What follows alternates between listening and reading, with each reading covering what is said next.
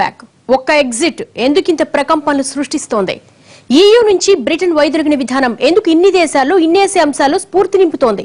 ఎక్కడి చైతన్యం ఎక్కడికి విస్తరిస్తోంది? ఒకప్పుడు ప్రపంచీకరణే ముద్దు అనుకున్న దేశాలు ఇప్పుడు ఎందుకు విడిపోయేందుకు ఉవ్విళ్లూరుతున్నాయి? ఇది మరో ప్రపంచానికి నాంది పలకనుందా? చరిత్ర పుటల్ని తిరగేస్తే దేశానికి అర్థం భూమి అని ఉండేది. అప్పట్లో దేశమంటే నిర్వచనం మట్టే. కానీ కాలగమనంలో దేశమంటే మట్టి కాదోయ్, దేశమంటే మనుషులోయ్ అని అన్నారు. ఆ మాటల్ని చదువుకున్నాం, వంటబట్టించుకున్నాం. కానీ ఇప్పుడు అంతర్జాతీయ ఆర్థిక విధానాల చట్టాలలోంచి చూస్తే దేశమంటే మట్టి కాదు, మనుషులు కాదు, మార్కెట్ అంటున్నారు. అవును, ఇప్పుడు ప్రపంచంలో ప్రతి దేశమూ మార్కెట్టే, అక్కడి ప్రజలు మార్కెట్లే. అంతా ఈ అంతర్జాతీయ మార్కెట్లలో భాగమే. కానీ ఈ రహస్యాన్ని బయటకు చెప్పకుండా అంతా ప్రపంచీకరణ ముసుగేసి ఎవరికి వాళ్లు సర్దేసుకుంటున్నాం. ఈ కూటమి నుంచి బయటకొచ్చే ప్రయత్నంలో బ్రిటన్ వేసిన తొలి అడుగే బ్రెగ్జిట్. కష్టం వచ్చినప్పుడు ఒకరికొకరు అండగా ఉండాలి, ఒకరి బాధను మరొకరు పంచుకోవాలన్నది ప్రపంచీకరణ లక్ష్యం. కానీ సాధ్యమైనంత పక్క దేశాలను దోచేయాలన్నది ఇందులో దాగున్న అంతఃసూత్రం.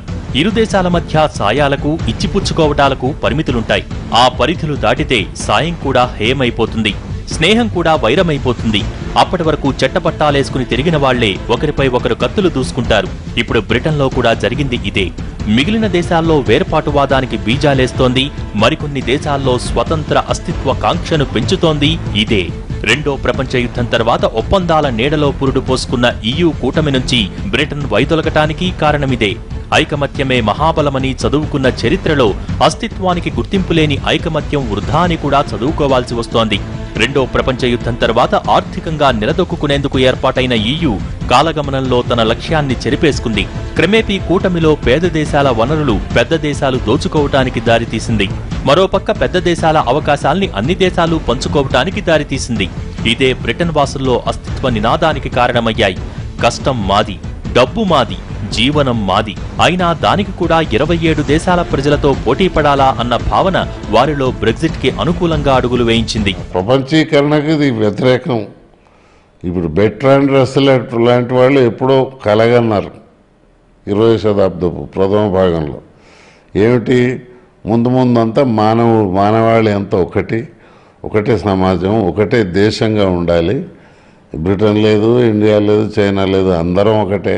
ఈ బార్డర్ లేనిది, ఈ సరిహద్దు లేనిది, యుద్ధాలేంది, మానవాళి ఒకరినొకరు చంపుకోవడం అని ఆ కళ కొంచెం వెనకపోయినట్టే. నిజానికి ఇలా కలిసి ఉండటం వల్ల కష్టాలు ఉన్నాయి. అంత మాత్రాన విడిపోతే అంతా సుఖమే అనుకోవటం కూడా పొరపాటే. ఏడాది కిందట గ్రీస్ ఆర్థిక సంక్షోభంలో చిక్కుకున్నప్పుడు EU సమాఖ్య దేశాలే తలో చేయి వేసి గ్రీసును నిలబెట్టాయి. కూటమిలో కలిసి ఉంటే జరిగే మేలు ఇదే. కానీ ఆర్థికంగా బలంగా ఉన్న బ్రిటన్ మాత్రం తమ సంపదను ఇతర దేశాలతో పంచుకోవటానికి ఇష్టపడక బ్రెగ్జిట్ కి అనుకూలంగా ఓటేసింది. కాలంతో పాటు మార్పు సహజమే. తొలినాళ్లలో రాచరికాలే దేశాన్ని పాలించాయి. ఆపై కొన్ని దేశాల్లో సోషలిజం తెరపైకి వచ్చింది. కొన్నాళ్లకు సోషలిజానికి వ్యతిరేకంగా కొన్ని దేశాల్లో సంపన్నులంతా తిరగబడ్డారు. కాలక్రమంలో ఆ సంపన్నుల ఆధిపత్యానికి వ్యతిరేకంగా కమ్యూనిస్టులు కత్తిదూశారు. ఇది జరిగాక ప్రజల ప్రభుత్వం అంటూ ప్రజాస్వామ్యానికి హారతులు పట్టారు. ప్రజాస్వామ్య దేశాలను అంతర్జాతీయ సమాజమంటూ ప్రపంచీకరణ వైపు ఆహ్వానించారు. తొలినాళ్లలో అందరికీ అందుకొచ్చిన అంతర్జాతీయ చట్టాలు కాలక్రమంలో చట్టాలుగా మారిపోయాయి. దీంతో ఇప్పుడు వాటి నుంచి బయటపడేందుకు ప్రయత్నాలు మొదలవుతున్నాయి. వాటిలో మొదటి అడుగు బ్రెగ్జిట్. ఇక్కడ కూడా ఏమిటంటే మనం ఏంటంటే ఒక వరల్డ్ వ్యూ చూడకుండాను ఒక మన దేశం, మన ప్రాంతం, మన భాష, మన ఇది చూసుకుంటున్నట్టుగా బ్రిటన్లో కూడా ఇప్పుడు అదే జరుగుతున్నాయి. ఇదేంటంటే మొత్తం వరల్డ్ ఇది అప్రిషియేట్ చేయదు. అది ఇండియాలో కూడా రైట్ వింగ్ గవర్నమెంటే ఉంది.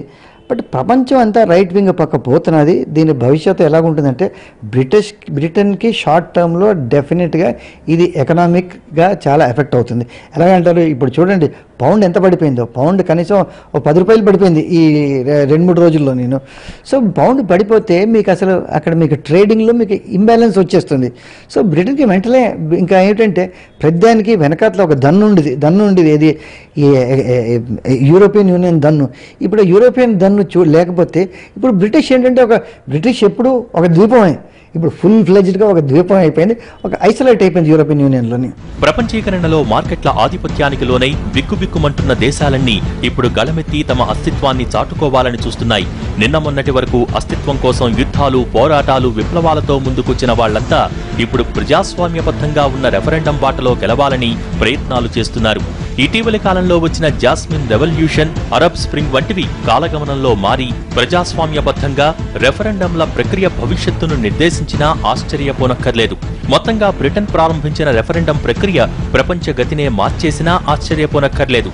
అదే జరిగితే ఇన్నాళ్లు ప్రపంచీకరణ సంకెళ్లలో బందీ అయిన దేశాలన్నీ విడిపోదాన్రా అంటూ ఒకరినొకరు ఆహ్వానించుకునే రోజులు వచ్చినా ఆశ్చర్యపోనక్కర్లేదు.